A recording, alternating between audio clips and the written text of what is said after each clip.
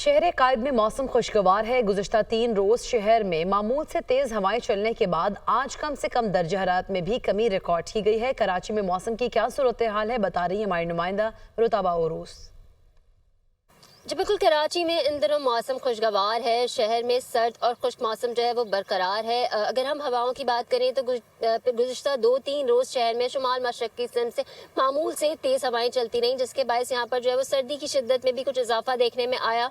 आज यहाँ पर कम से कम दर्जा हरारत में भी कमी आई है। शहर का minimum temperature 10.5 degree centigrade record किया गया, जबकि हवा में नमी का तनासुब 35% रिकॉर्ड किया गया। इस वक्त अगर मौसम की बात करें तो शहर में मतला साफ है, मौसम खुशगवार है। हल्की रफ्तार से शुमाल मशरक़ की सिमत से हवाएं चल रही हैं और महकमा मौसमियात के मुताबिक शुमाल मशरक़ की सिमत से हवाएं आज भी जो है वो इसी तरह चलती रहेंगी। शहर में ज़्यादा से ज़्यादा दर्जा हरारत 26 डिग्री सेंटीग्रेड तक बढ़ने का इम्कान है। महकमा मौसमियात का कहना यह है कि शहर में फिलहाल बारिश का कोई इम्कान नहीं। मौसम इसी तरह से जो है वो सर्द और खुश्क ही रहेगा।